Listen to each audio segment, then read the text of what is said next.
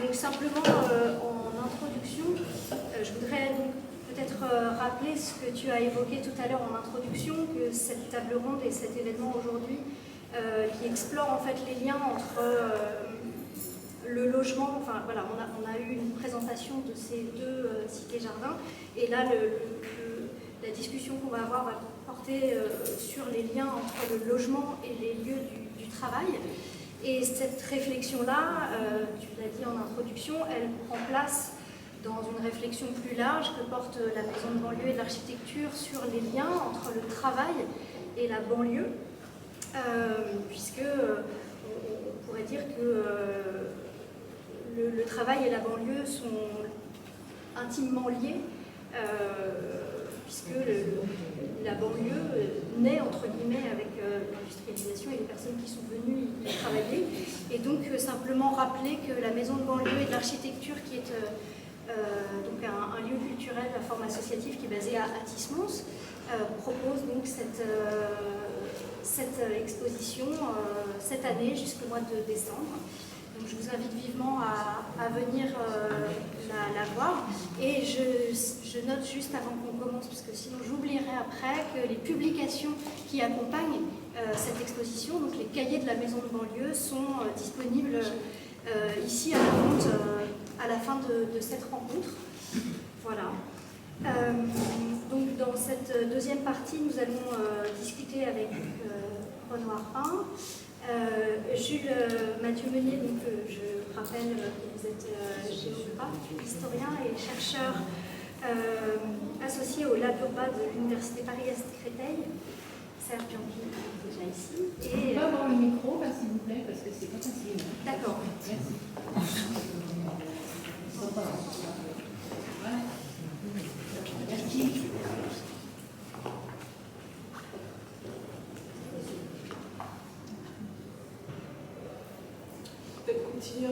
Oui, non, mais en fait, j'allais simplement finir de présenter les intervenants et leur demander, peut-être en introduction, peut-être ceux qui ne se sont pas présentés encore, de vous présenter brièvement et peut-être... Oui, ça marche.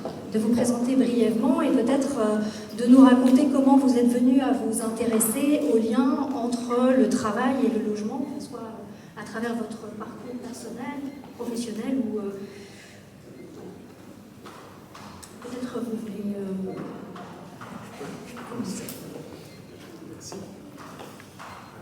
Bonjour à toutes et à tous. Donc moi, le lien emploi-logement, c'est venu dans mes études d'urbanisme avec d'abord un DEA, donc un diplôme d'études approfondies qui est l'ancêtre du master recherche, le diplôme de troisième cycle qu'on fait avant de faire une thèse, qui était consacré à le logement et l'entreprise. C'était le titre, le logement patronal, donc je vais en reparler, c'est de ce mémoire que je tire la plupart de mes connaissances pour cette table ronde.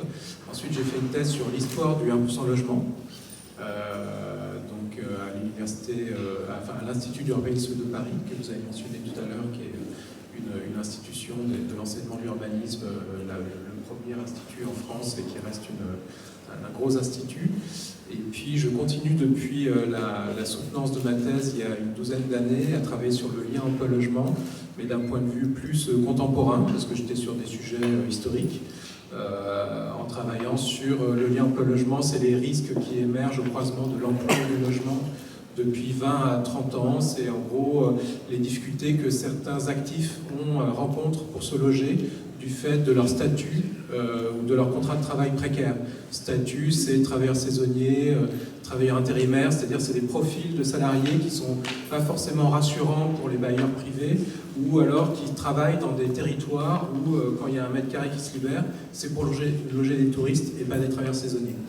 Voilà. Et puis je travaille aussi sur la question du logement des travailleurs essentiels, voilà, qui est une catégorie qui a émergé avec la crise sanitaire, qui sont, à la différence de ceux que je nommais, pas du tout en mobilité géographique vers l'emploi, qui habitent dans les métropoles, dans les zones centrales métropolitaines, qui y travaillent et dont le but est de les y maintenir en dépit du fait que leurs salaires sont peu élevés et que les prix du logement, au contraire, sont très élevés et ont beaucoup augmenté ces 20 dernières années.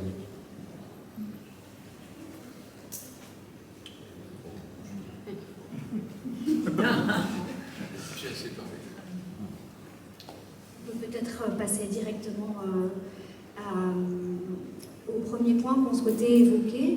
Peut-être un premier point qui pourrait permettre de situer un petit peu historiquement le sujet dont on parle. Peut-être faire un rapide retour sur l'histoire des liens entre travail et logement, que ce soit des cités ouvrières patronales aux politiques publiques telles que le 1% logement que vous venez d'évoquer, et aujourd'hui complétées par diverses aides liées à l'emploi.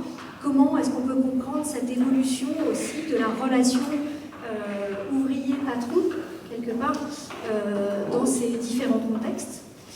Et peut-être à cette occasion, j'imagine qu'on pourra peut-être revenir sur le modèle de la Cité Jardin et de ses liens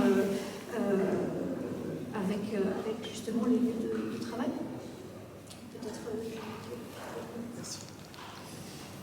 Oui, alors ce que moi j'ai prévu pour cette première question, c'est un peu de brosser un tableau général des différentes strates d'intervention qui ont pu être mises en œuvre depuis la fin du 19e siècle pour loger des salariés.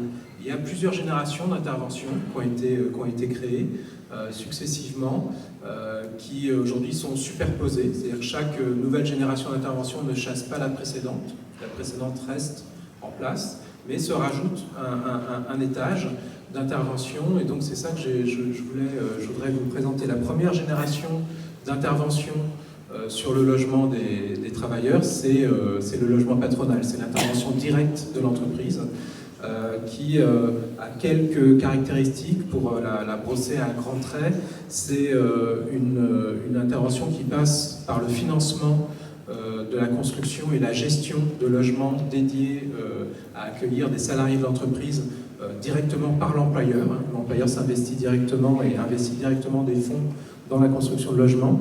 C'est une intervention qui répond à des enjeux de ressources humaines, aux intérêts de l'entreprise en matière de gestion de la main-d'œuvre, comme de favoriser les recrutements. Le logement est conçu, proposer un logement pouvant accueillir les ouvriers et leurs familles, c'est conçu comme un outil d'attractivité qui doit favoriser le recrutement de l'entreprise. C'est aussi un outil qui est censé stabiliser les ouvriers dans les entreprises. C'est une époque où les ouvriers sont mobiles. On parle du sublimisme ouvrier. Il y a un enjeu côté patronal de fixer la main-d'œuvre dans les lieux de travail. Et puis aussi, troisième enjeu de ressources humaines, c'est exercer un contrôle social sur la main-d'œuvre par le logement, éduquer, créer un rapport employé avec les ouvriers, où les ouvriers se préoccupent de devenir acquérants de leur logement, acquéreurs de leur logement, sont encouragés à une certaine tempérance, à l'épargne, à ne pas aller dans les bars, fréquenter leurs homologues, donc à ne pas boire trop d'alcool, à éviter aussi de trop verser dans les sociabilités ouvrières qui peuvent aboutir à des projets de créer des conflits sociaux. C'est aussi une époque où les syndicats émergent comme figure de sociabilité puis d'action ouvrière. Donc il y a un peu tout ce projet-là dans le logement patronal mélangé. Et puis c'est un logement, c'est une intervention, l'intervention directe de l'employeur aussi, qui obéit à une convention tacite qu'on retrouve dans l'ensemble des interventions qui sont développées au même moment dans le cadre du paternalisme d'entreprise. On est sur cette idéologie-là d'intervention. Convention tacite qui garantit aux ouvriers la protection, une certaine protection, avoir un abri, un toit, entre autres aides fournies par l'employeur. En échange de quoi, les ouvriers, on attend d'eux qu'ils consentent au rapport de subordination qui prévaut dans le cadre de l'entreprise, qu'ils respectent l'autorité du chef de l'entreprise dans le travail, dans l'espace de travail. Voilà. Deuxième génération d'intervention, c'est la création du 1% logement. Après-guerre, après la Deuxième Guerre mondiale. Alors c'est pas et d'autres dispositifs réglementaires qui visent à améliorer le logement des salariés. Il y a un autre dispositif que je mentionne, parce que j'y reviendrai pas, qui est créé au même moment que le 1% logement et qui vise à loger les agents de la fonction publique d'État en 1953. Alors que le 1% logement vise à loger les salariés des entreprises privées, des secteurs industriels et commerciaux de plus de 10 salariés, historiquement. Voilà, donc c'est l'après-guerre, il y a des dispositifs comme ça réglementaires qui se mettent en place pour apporter des réponses nouvelles par rapport à l'intervention directe de l'employeur à cette question du logement des salariés. Et le 1% logement, on peut le caractériser en 2-3 traits également. C'est d'abord, le 1% logement, c'est un assemblage entre une construction née de l'association, entre une initiative volontaire, qui sont les comités interprofessionnels du logement, les CIL, qui ont été créés pour le premier d'entre eux à Roubaix-Tourcoing par le patronat textile et les syndicats chrétiens sous l'occupation en 1943, et dont je vais reparler par la suite. C'est un assemblage entre 7 éléments et une contribution obligatoire qui a été créée 10 ans plus tard, en 1953, par décret, donc par l'État, et qui dispose que les entreprises des secteurs que j'ai nommés, et de plus de 10 salariés, doivent consacrer 1% de leur masse salariale au financement du logement. Donc le 1% logement, c'est l'assemblage de ces deux entités, à la fois privées, publiques, volontaires, obligatoires, j'y reviendrai. Le but du patronat textile de Roubaix-Tourcoing et puis d'autres patronats d'autres villes dans lesquelles l'expérience CIL va essaimer généralement un patronat inspiré des principes du catholicisme social, même s'il a aussi ses besoins économiques bien sentis, c'est quand même une famille patronale particulière. La finalité, c'est de répondre à la crise du logement ouvrier, au fait que dans certains territoires, les ouvriers peinent à se loger, ou s'ils se logent, c'est dans des logements très inconfortables, insalubres, et ça finit par poser des problèmes pour l'entreprise, d'absentéisme, de fatigue, de retard, enfin voilà, agir sur le logement pour que les ouvriers soient aptes à tenir leur poste au travail. Et puis il y a le 1% logement, ça marque deux changements caractéristiques par rapport à la formule précédente du logement patronal. Premier changement, c'est la création de la PEC entraîne une augmentation considérable des fonds investis par les employeurs dans la construction de logements, et ce d'autant plus que les fonds versés par les entreprises au titre de la PEC peut être mélangé avec les aides publiques à la construction, et donc elles ont un effet levier sur les aides qui vont financer la construction de logements sociaux à partir des années 50, ce qui va démultiplier d'autant plus l'impact des fonds versés par les entreprises pour financer le logement sur le volume de construction de logements qui va sortir de terre à partir de 1955, de la deuxième partie des années 50, avec ce qu'on appelle la construction, les 30 glorieuses du point de vue du logement, la construction des grands ensembles qui notamment est le résultat de l'investissement des entreprises et de d'autres pièces du financement du logement social qui se sont mis en place, qui a été créé au début des années 50. Et le deuxième changement qui est marqué par la création du 1% logement, c'est l'amorce d'un processus d'externalisation de la question du logement en dehors de l'entreprise, de son financement, de sa gestion. C'était un souhait, c'est une évolution, un changement qui correspond au souhait d'un grand nombre d'employeurs à l'époque. Ça répond à plusieurs attentes de leur part, investir moins d'argent dans le logement, ne pas devoir gérer des ensembles immobiliers qui peut faire émerger des problématiques complexes pour des employeurs dont ce n'est pas le métier, et puis se mettre à l'abri de risque d'un prolongement de la conflictualité sociale qui est consubstantielle à l'entreprise, en dehors de l'espace de l'entreprise, dans la gestion locative des ensembles d'habitation financés avec les fonds des employeurs. Donc la création du 1% logement, c'est le moyen d'externaliser un peu cette question du logement, que les employeurs n'aient plus à s'en occuper de manière directe, ne soient plus en première ligne. Et ça passe par un changement très important qui est la rupture du lien qui existait dans le logement patronal entre le contrat de location et le contrat de travail. Le logement patronal, c'est un logement où les ouvriers peuvent loger, dans lequel ils peuvent loger uniquement pendant la période où ils travaillent pour l'employeur. À partir du moment où l'ouvrier quitte l'entreprise, il doit quitter son logement. Dans le 1% logement, ça ne se passe pas dans le système qui advient avec le 1% logement qui finance les HLM. C'est pas du tout la même chose, puisque l'ouvrier et sa famille qui accèdent à un logement HLM accède en même temps aux protections liées au statut de locataire HLM et au droit au maintien dans les lieux, qui fait qu'il peut quitter l'entreprise sans que son maintien dans le logement social soit remis en cause.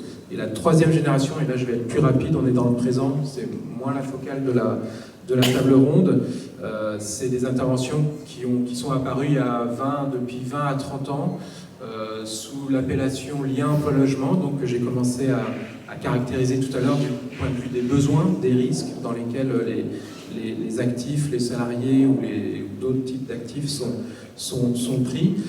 Donc c'est des interventions qui émergent pour venir un peu combler des trous dans la raquette, des angles morts des deux générations d'interventions précédentes.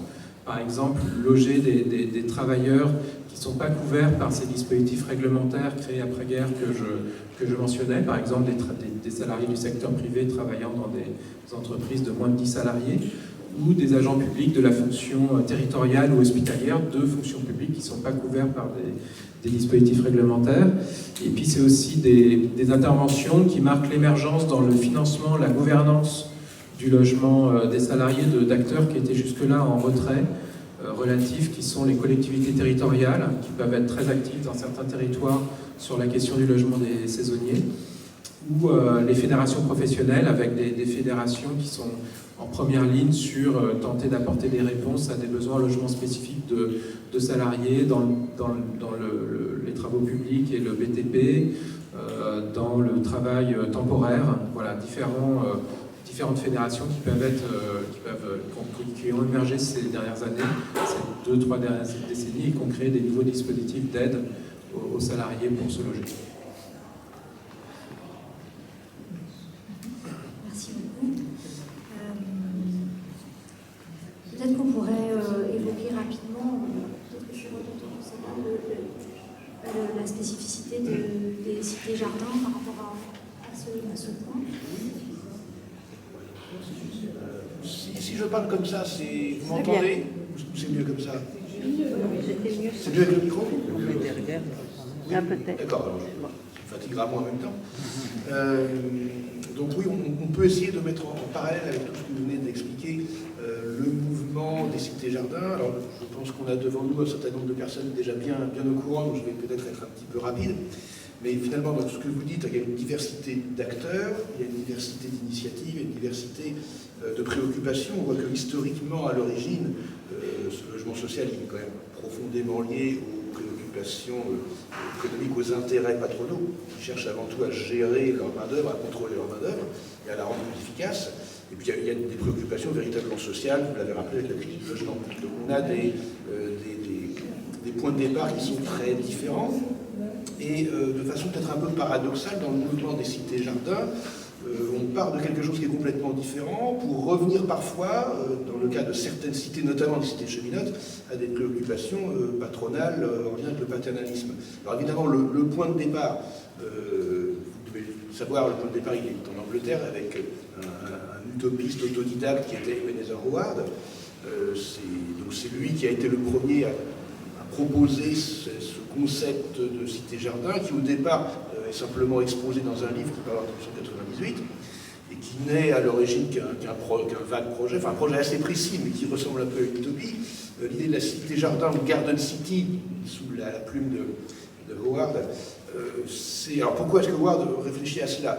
Parce que bon, il était secrétaire greffier, il est devenu secrétaire des débats au Parlement à Londres. C'est comme ça qu'il s'est passionné pour la question sociale et notamment la question du logement. Il a essayé de trouver une réponse à cette question du logement, fin 19e siècle, qui est très étroitement imbriquée avec des questions de déséquilibre spatiaux au Royaume-Uni entre le rural et l'urbain. Au Royaume-Uni, on a une révolution industrielle qui est très précoce par rapport à ce qui se passe en France, un exode rural qui est très précoce également, donc des campagnes qui se dépeuplent et des villes au contraire où on voit s'entasser des ouvriers qui, du fait de la cherté des loyers dans les quartiers centraux, s'entassent dans des quartiers extrêmement défavorisés, pour ne pas dire dans de véritables taudis. Donc Howard imagine, alors il est nourri de quantités d'influences qui vont du darwinisme social à l'anarchisme, et il en tire donc l'idée de la Garden City Pour lui, qu'est-ce que c'est? C'est un centre urbain qui est très organisé en différents cercles concentriques. Alors, tout au cœur de la Garden City, vous avez un grand espace vert. Ensuite, vous avez une première couronne d'équipements sociaux, éducatifs, etc. Puis une deuxième couronne de logements, d'habitation, et une troisième couronne qui serait une ceinture verte, qui est ouverte sur la ruralité, sur l'agriculture, et qui va permettre l'approvisionnement matériel, nourricier, si l'on peut dire, du centre urbain. Tout cela est traversé par des axes de communication rayonnants à partir du centre, avec des routes, des voies ferrées, des canaux, et tout cela communique avec d'autres cités, parce que l'idée, c'est pas seulement de créer cette unité un petit peu utopique, mais c'est de réaménager complètement un territoire. Et donc, on a des centres plus importants, on a des centres secondaires, qui communiquent les uns avec les autres, avec de grands axes de communication. Et donc vous voyez que finalement, quand on traduit très littéralement Garden City par cité-jardin, peut-être que ce serait plus exact de parler de ville-campagne, de ville à la campagne. C'était ça aussi dans l'esprit de Howard. Alors, l'intérêt de l'œuvre d'Ebenezer Howard, c'est qu'il ne s'est pas contenté d'écrire un livre, c'est qu'il a essayé ensuite de réaliser son utopie. Il s'est mis en rapport avec des architectes, notamment Unwin et Parker, je crois, le deuxième.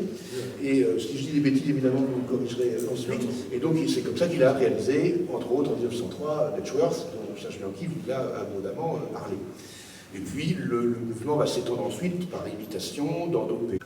Les réalisations patronales en matière de logement présentent un certain nombre de constantes que je peux résumer. Alors, c'est des vieux souvenirs, hein, c'est mon mémoire de DEA dont je parlais tout à l'heure, donc c'était il y a plus de 25 ans. Mais j'ai essayé de les remobiliser, j'ai mis le doigt comme ça sur trois constantes, des dimensions qui sont un peu récurrentes selon les opérations qu'on connaît grâce à des travaux d'historiens, des monographies sur, par exemple, les logements construits par Michelin à Clermont-Ferrand, Schneider au Creusot. Enfin, il y a toute une série, il y a vraiment une bibliographie très, très riche hein, sur les quartiers, les cités, construits par des patrons, souvent des industriels. La première caractéristique un peu récurrente, on en a parlé, c'est la proximité, qui n'est pas forcément systématique, mais qui est quand même très fréquente pour répondre à des questions de contraintes d'activité, de ponctualité notamment, de capacité à se rendre sur son lieu de travail dans des contextes avec des aléas climatiques ou des grèves qui bloquent les transports en commun, et des contraintes d'activité qui peuvent justifier que certains patrons, notamment dans le domaine des transports publics, et ça c'est un enjeu de ressources humaines qui parcourt toute l'histoire de l'intervention sur le logement et salariés qui se prolonge jusqu'à aujourd'hui, avec des entreprises comme des employeurs comme la SNCF, la RATP, pour qui c'est vraiment un enjeu très important d'avoir des logements à proximité des lieux de prise de poste des conducteurs de métro et de train, pour s'assurer que ces véhicules, le premier véhicule de la journée, partent en temps et en heure. Sinon, c'est un impact, c'est ce que racontent très bien les gens des entreprises en question, ça crée des impacts en chaîne qui mettent des heures à être rattrapés, et c'est vraiment la catastrophe. Donc, de ce point de vue-là, l'investissement dans le logement est tout à fait valable pour l'employeur, d'un point de vue de rationalité économique de l'employeur.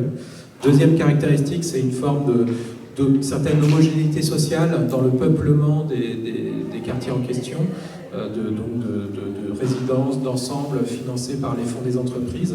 C'est souvent historiquement alors après le peuplement évolue, hein, on l'a vu dans la première partie de la table ronde, mais dans un premier temps, c'est des ensembles d'habitations qui logent uniquement des salariés de l'entreprise qui a financé l'ensemble d'habitations en question, ce qui engendre une forme d'identification du quartier à l'entreprise, au point que dans certains cas, le nom de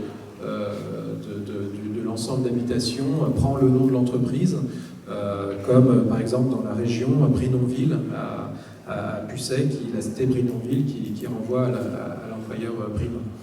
Puis troisième caractéristique, qui est encore un peu une fois quelque chose d'un peu récurrent dans toutes ces opérations, c'est l'organisation spatiale et les typologies architecturales qui sont conçues de manière à reproduire dans l'espace urbain les rapports sociaux dans l'entreprise et la hiérarchie qui structure ces rapports sociaux. Pour faire comprendre un peu ce dont je parle, on peut prendre l'exemple qu'on retrouve beaucoup dans le nord de la France, mais qui peut être décelé dans d'autres régions,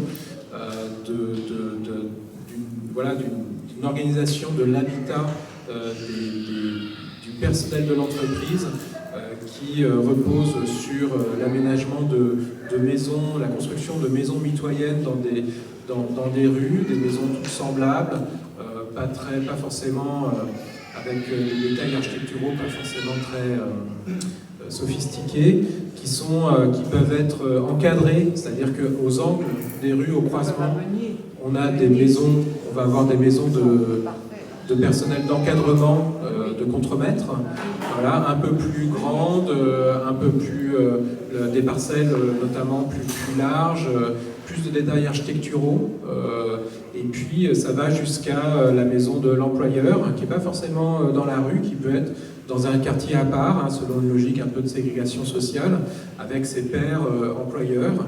Et là, un exemple caractéristique dans le nord de la France, c'est le parc Barbieux à Roubaix, qui aujourd'hui encore est un quartier qui loge, dans lequel habitent des membres issus de grandes dynasties patronales comme les Muliez, qui est un quartier très riche dans cette ville, Roubaix, qui est marqué par des différences de revenus considérables. C'est une des communes les plus emblématiques sur cet indicateur. Voilà, ça c'était les caractéristiques communes, et il faut quand même parler de la disparité de réalisations patronales. En fait, c'est une grande variété de quartiers avec des niveaux de confort, des typologies architecturales qui peuvent varier malgré les éléments que j'ai mis en avant à l'instant, d'un territoire à l'autre, d'une opération à l'autre.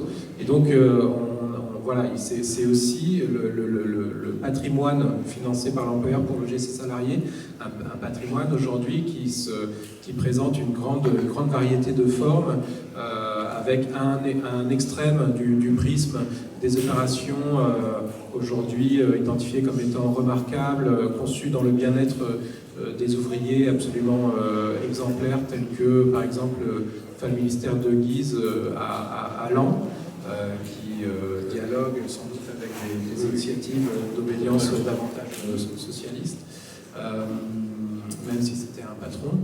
Et puis à l'autre bout, des réalisations beaucoup plus frustres de logements qui ne sont pas forcément pensés, qui sont conçus dans l'intérêt strict économique de l'employeur, que vous mentionnez tout à l'heure, avec un niveau de confort vraiment très frugal, et puis pas du tout de fioriture au niveau architectural.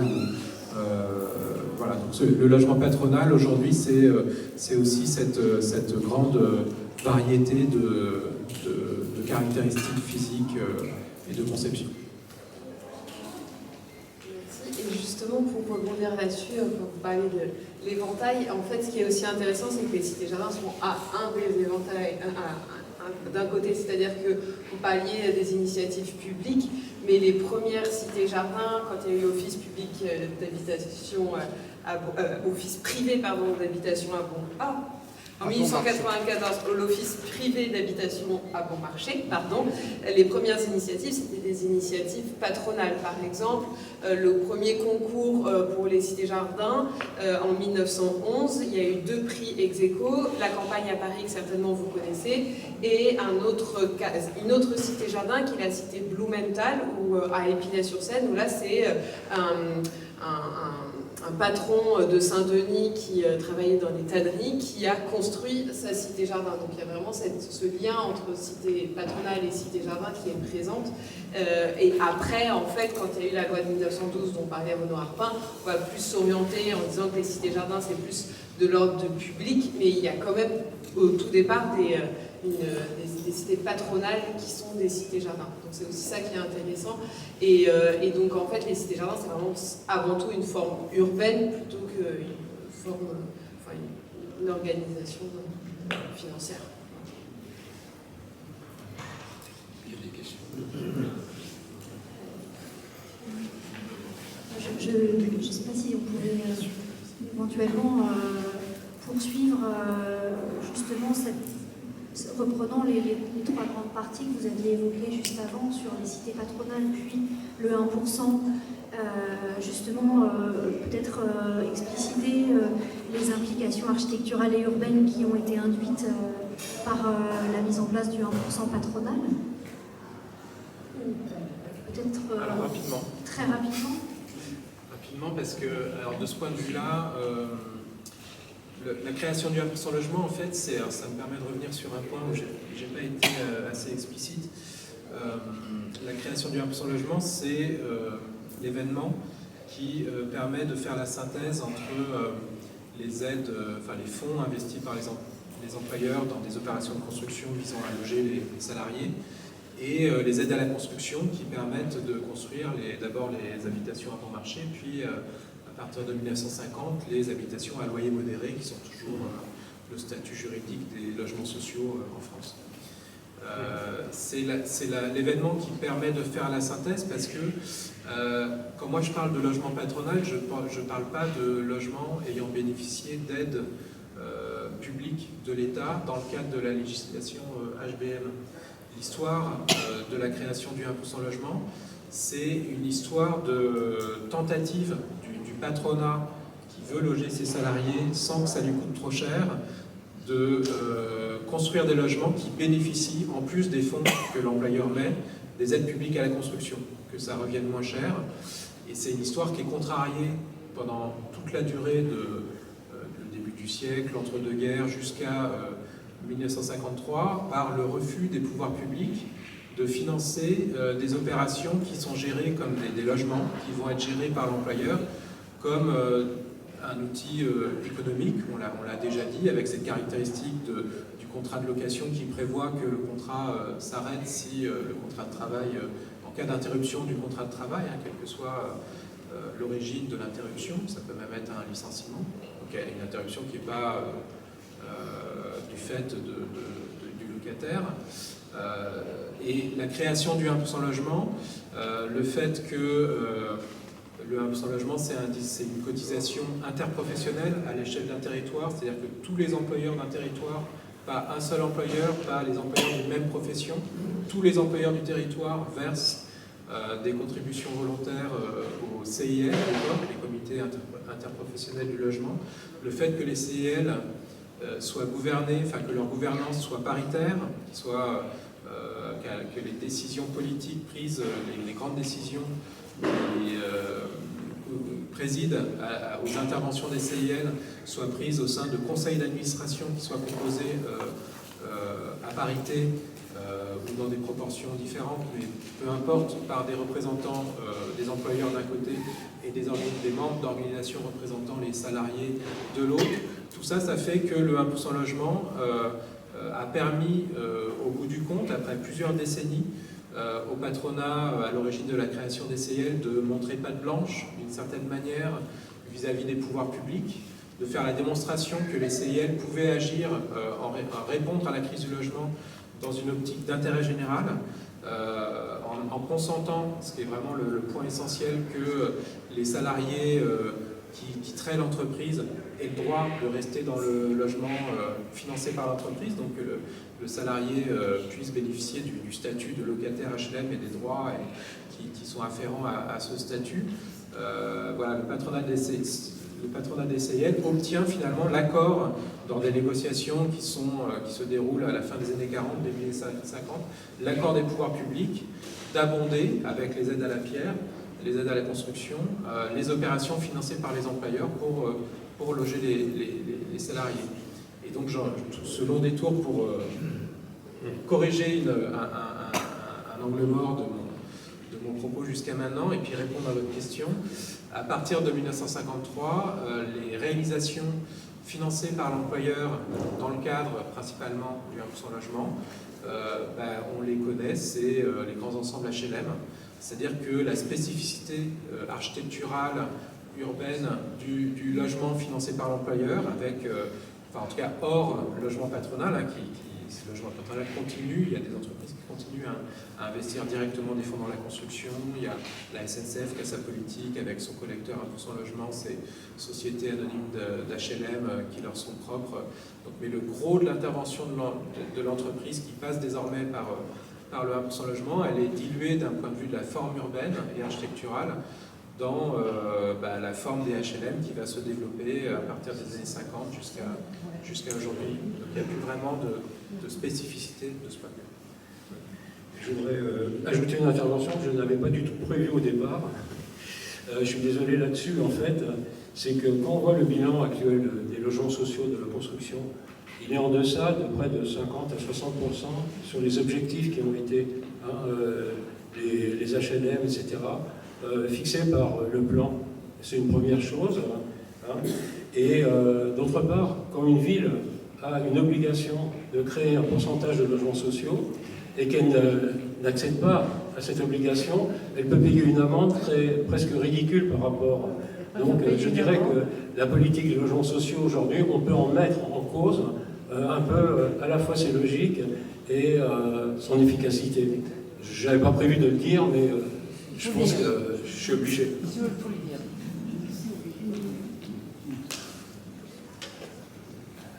Je voulais réagir sur une chose que vous avez dite tout à l'heure concernant la lisibilité de la hiérarchie sociale dans l'organisation spatiale, avec maison de simples ouvriers, maison de contremaître, maison du patron.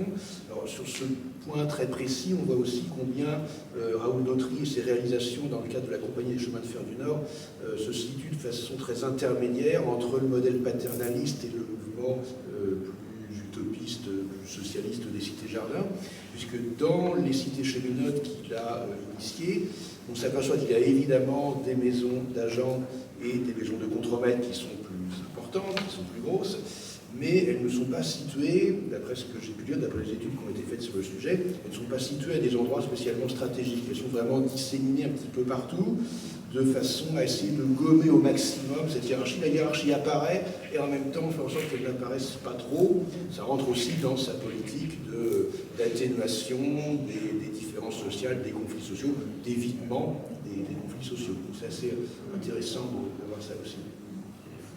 Si vous voulez, j'enchaîne sur Trapp, mais peut-être précédé. Je pense que c'est pertinent. Non ? S'il y a des questions. Est-ce qu'il y a peut-être des questions ?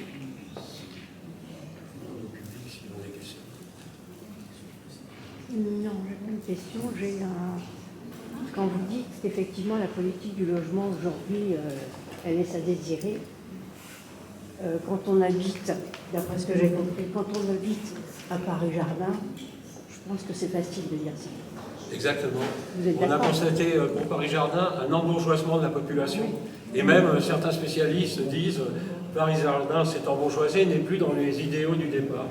Alors, je dois reconnaître que l'embourgeoisement est évident. Par contre, on est encore cité-jardin pour un bail de 99 ans depuis 2009 et on n'a pas le droit de changer les statuts et les raisons d'être. Alors, dans une conférence que j'ai faite, on m'a dit mais quelle est la différence entre Paris-Jardin et Lévique, par exemple, à Metzy? Ben, j'ai dit tout. Hein, il y a beaucoup de différences parce qu'on a effectivement les statuts, on a les commissions qui veillent à l'application des statuts, on a des architectes qui veillent à ce que les maisons ne soient pas complètement modifiées, etc. Et on n'a pas de pression extérieure, je dirais patronale ou entrepreneuriale, effectivement, ce qui est peut-être aussi un inconvénient, parce que la situation avec les statuts est un peu figée, mais on est protégé d'une certaine manière. Voilà. Oui. Alors, Des questions peut-être, hein? merci. Il y a d'autres personnes qui vont dire Un bazar.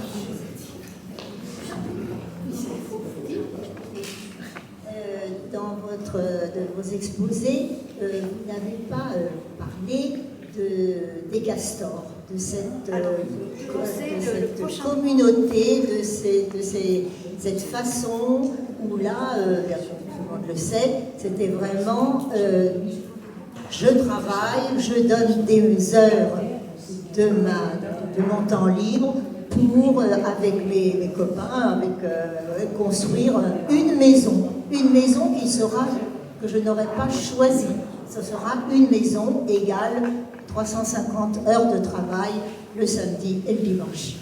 Alors voilà, c'était une toute petite chose. Ah oui, non, mais c'est important effectivement de voir comment les castors ont pris l'espace social dans les années 1960 et ont construit des cités, que ce soit dans la banlieue parisienne. On connaît beaucoup d'exemples de castors. Alors, c'est des exemples, je dirais, plus individuels. C'est des personnes qui se regroupent, qui vont prendre sur leur temps de travail pour construire leur propre maison et partager un certain nombre d'idéaux. C'est encore un système différent, effectivement. Hein. Et c'est important de voir comment on tente de s'adapter. Et vous savez que le phénomène des... Oui, c'est ça. Le phénomène des castors, c'est un peu étiolé après les années 80. Mais il est important dans la région parisienne. On connaît au moins une vingtaine de cités de castors autour de... Des castors et SNCF.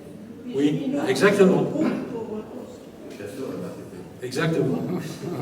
On en connaît à Vigneux, il y a une petite partie de Vigneux qui est à hier. Oui, effectivement. Alors, dans quelle mesure? Alors, on n'a pas parlé d'un autre système, c'est le système de l'habitat partagé. C'est-à-dire que ce sont des familles qui se regroupent pour gérer ensemble un certain nombre de maisons contiguës avec des espaces communs pour prendre des repas, pour les enfants, pour qu'ils puissent jouer, etc. Donc, logement partagé. Il y en a une centaine d'initiatives. À un moment, ils étaient venus à Paris-Jardin pour expliquer leur idéal. On n'était pas tout à fait en phase avec eux. On aurait bien aimé d'ailleurs. C'est nouveau, c'est très, très nouveau. Mais par exemple, à Draveil, il y a des animations communes, oui. Il y a des prises en charge communes. Oui. À partir de quand Alors, à partir du début, c'est-à-dire que dès le début, comme il y avait une certaine, je dirais, élite intellectuelle, il y a eu des activités sportives en commun, le Cross du Nombre, il y a eu des représentations théâtrales, il y a eu surtout des conférences philosophiques à Paris-Jardin, et c'est une tradition qui s'est poursuivie de nos jours. Hein, chorale, théâtre, il y avait une bibliothèque à Paris-Jardin qui est devenue ensuite la bibliothèque de Draveil. Donc il y avait un idéal de culture des sociétaires, effectivement, qu'on retrouve d'ailleurs aujourd'hui peut-être dans d'autres cités-jardins, parce qu'il y a des mouvements de convergence entre les cités-jardins, dans l'association des cités-jardins, qui vont vers ces formes culturelles. Et le prochain livre qui sera publié sur les réalisations artistiques autour de l'idée des cités-jardins le montre. Il y a quand même une certaine communauté d'intérêt, malgré les différences. Et puis une prise en charge, parce que j'avais compris des gens qui ne peuvent plus se prendre en charge eux-mêmes. Ah oui, là, je signe pour en parler. Il y a une caisse de solidarité qui était prévue pour les personnes qui étaient en difficulté financière, qui ne pouvaient pas régler le traitement et qui ne pouvaient pas régler les amendes, hein, puisque lors de l'Assemblée Générale, ceux qui ne sont pas présents à l'Assemblée Générale sont sujets à des amendes, un peu comme en Belgique ou comme dans certains, etc.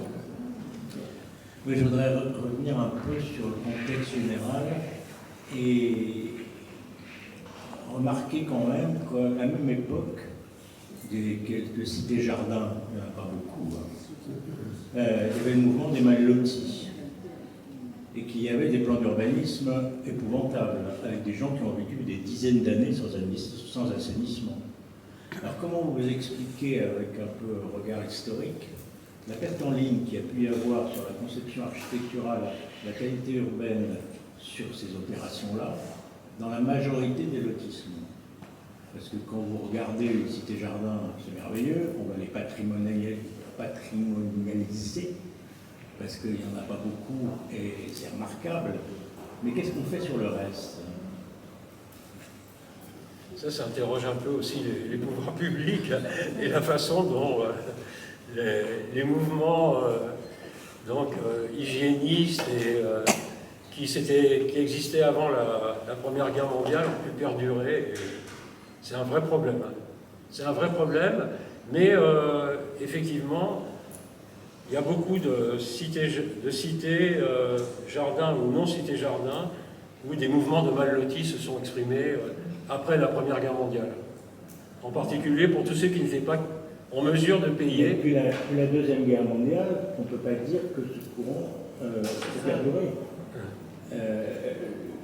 La planification urbaine, le développement des lotissements industriels, avec le système américain qui est arrivé vraiment, là, avec les vites, etc., a quand même cassé une partie professionnelle sur la qualité architecturale et la qualité urbaine qu'on n'a jamais retrouvée. Et cette perte en ligne, est-ce qu'elle est liée à l'industrialisation, aux Trente Glorieuses, à l'émergence de la promotion immobilière qui n'existait pas à cette époque? Entre deux guerres, il n'y avait pas de promoteur. C'était ou public ou initiative privée. Et moi, je regrette beaucoup, je ne sais pas si l'association des cités-jardins peut porter ces questions-là, mais au jour d'aujourd'hui, il y a 2-3 cités-jardins qui sont en danger. Vraiment être pensé en... Là, je fais des raccourcis énormes, mais en contrepoint d'un modèle qui était celui du grand ensemble, où il y avait vraiment une division en fait des fonctions de la ville. Et donc, quelque part, on vient réinterroger le fait de créer une vraie ville où il y aurait un centre avec une proximité entre logement et lieu de travail. Et ça passe notamment par des architectures de bureaux, donc un travail sur des typologies nouvelles, des formes architecturales nouvelles, et voilà, par les bureaux, et puis des formes architecturales de logement qu'on connaît, qui utilisaient la préfabrication ouverte pour s'inscrire finalement en réponse à une critique qui a été formulée assez rapidement, celle du grand ensemble, notamment de Sarcelles, qui émerge dès le début des années 60, où on critique le fait d'habiter à un endroit et de devoir travailler extrêmement loin, de ne pas avoir d'équipement qui vient soutenir la vie sur place, la boue. Voilà, on a ces témoignages de personnes qui arrivent dans des lieux où les routes ne sont pas terminées, où ils doivent justement chausser des sabots qui laissent... voilà, justement, toute cette... La chaussure devient vraiment un enjeu, parce que quelque part, pour aller travailler, on doit changer de souliers. Et donc, voilà, c'était simplement...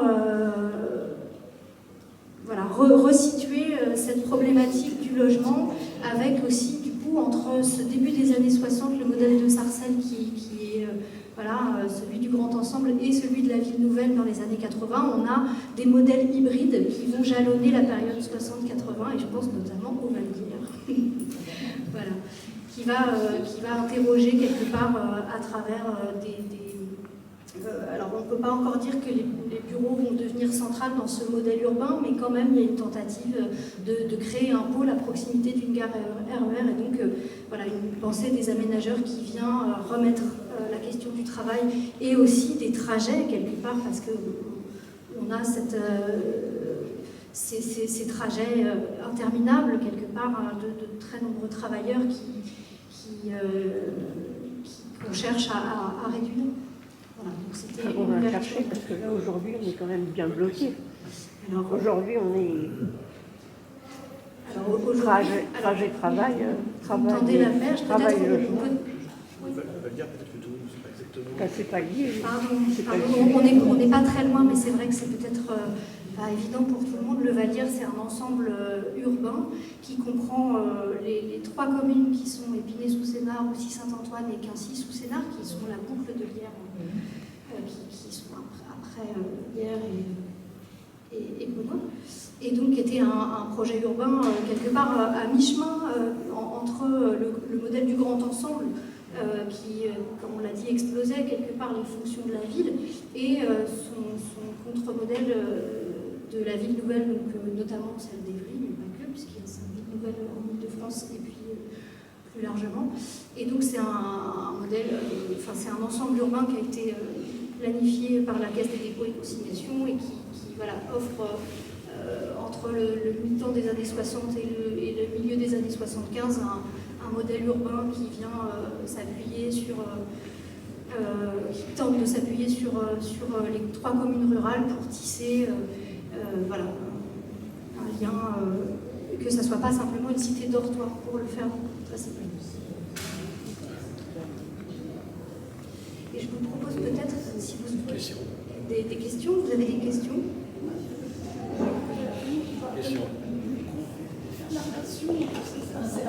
En fait, c'est pour le expliquer la relation qu'il pouvait y avoir autrefois à l'époque des familles mystères de Guise, de Fort-du-Fond. Il y avait aussi plein de gens qui habitaient autour de la maison du mec de Forge. On voyait aussi quand on visite la musée, tous les gens qui travaillaient autour de la poterie. Enfin, il y a longtemps que ça existe, ce mouvement par rapport à des métiers. Comment on peut relier ça par rapport aux cités gendarmes? C'est une évolution ou c'est... je peux dire une alors là, vous avez parlé notamment par exemple de Guise ou par exemple les familistères. Le familistère, donc c'est le concept de phalanstère et qui va après partir notamment aux États-Unis et il va y avoir des nouveaux groupes de phalanstères qui vont se développer à toute fin du 19e siècle, début du 20e siècle. Et en fait, Ebenezer Howard, il est allé aussi voyager aux États-Unis et on ne sait pas à quel point il s'est inspiré aussi de tout ça, mais en fait il y a vraiment une filiation quand même très forte entre les phalanstères et les cités jardins. Est-ce qu'il y a une dernière question? Et on peut terminer. Peut-être une ouverture sur... Il y a 3 questions. On ne pourra pas répondre. Ouais, peut-être très rapidement ouvrir, mais peut-être vraiment rapidement sur l'actualité, c'est-à-dire peut-être s'interroger sur les liens entre le travail et le logement aujourd'hui. Alors évidemment, on va pas être exhaustif, mais peut-être s'interroger sur le lien employé-employeur qui peut-être est de nouveau convoqué. Peut-être vous apporter plus de sur ce point. Oui, en ouverture vers le présent.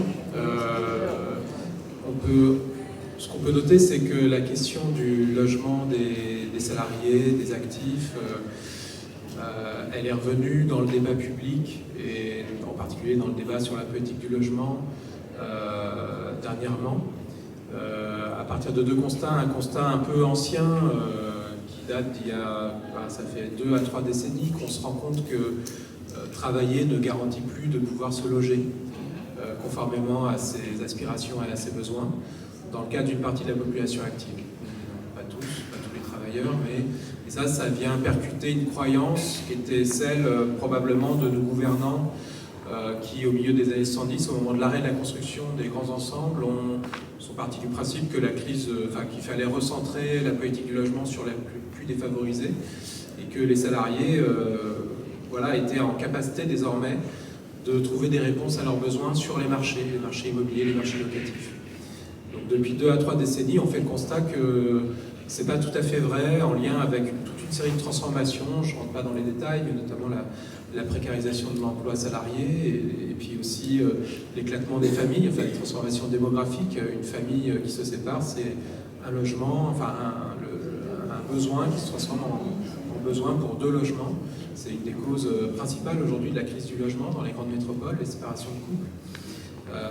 Donc voilà, donc ça c'est le premier constat, et de ce point de vue-là, on voit que les politiques publiques ont du mal à réintégrer les salariés dans la cible de la politique du logement, parce qu'on est dans un moment de crise du logement qui crée une concurrence entre les publics, et du coup, dès qu'on parle de la possibilité de reconsidérer cette option, il y a toute une série d'acteurs du côté du ministère du Budget qui veillent à ce que la dépense logement reste limitée, ou des associations de personnes défavorisées, des associations de lutte contre le mal logement, qui montent au créneau pour veiller à ce que les équilibres actuels ne bougent pas trop et que toute évolution, qu'il n'y ait pas des évolutions qui se fassent au détriment des mal logés. On peut tout à fait comprendre ce point de vue. Il y a une évolution récente qui est une réforme inscrite dans la loi du 21 février 2022, dite loi 3DS, donc une grande loi fourre-tout sur le logement, comme toutes les lois sur le logement,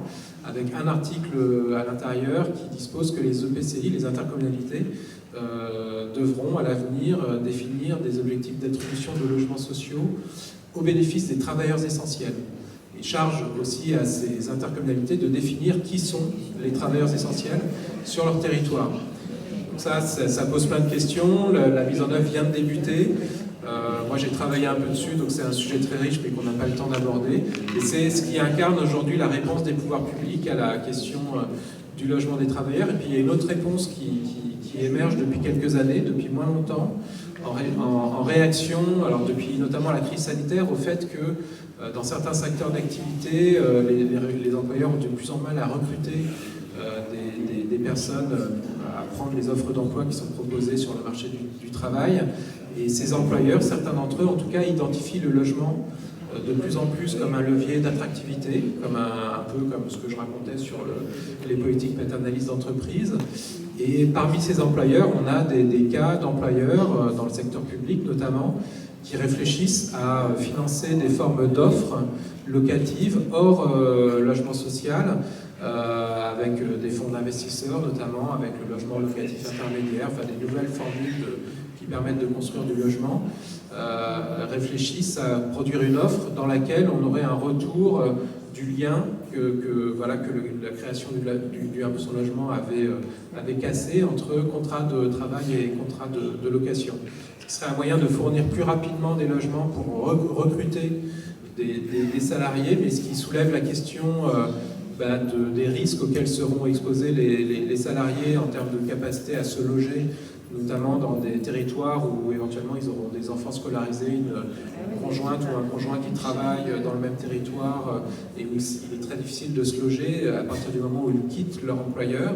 Et puis plus fondamentalement, ça questionne un peu toute cette histoire de l'intervention sur le logement des salariés qui croise l'histoire du logement social, mais pas seulement, aussi toutes les initiatives que vous avez décrites, avec un point commun que je n'ai pas encore mentionné concernant le logement HLM, qui a également été conçu avec cette ambition que vous avez tous les deux rappelée, qui était, donc c'est dans la loi qui crée les HBM en 1894, d'émanciper le logement vis-à-vis du travail. Et ça, c'est un axe fondamental qui a diffusé dans plusieurs initiatives finalement dont on a parlé aujourd'hui, et que cette tendance tout juste embryonnaire dont je parle, on ne sait pas encore de politique d'entreprise, ce que ça va donner à l'avenir, est-ce que ça va être significatif, est-ce que ça va être un coup dans l'eau, mais viendrait remettre en cause. Oui, avant de conclure, je voudrais dire que le débat a été très intéressant et pour le prolonger, il y a la possibilité pour les journées du patrimoine qui sont très riches d'aller visiter Paris-Jardin, Montgeron, Guise, le Familistère, Meunier à Noisiel, et aussi de se rendre compte du travail à la fois du mouvement des cités-jardins, qui est très présent, et de la maison de banlieue et d'architecture. Donc c'est le meilleur moment, les journées du patrimoine, on est tellement sollicités, mais tout ceci continue à poser problème, et j'espère que vous avez vu quel type de problème ça posait et comment on pouvait essayer de le résoudre. Magnifique. Écoutez, on va s'arrêter sur ce point.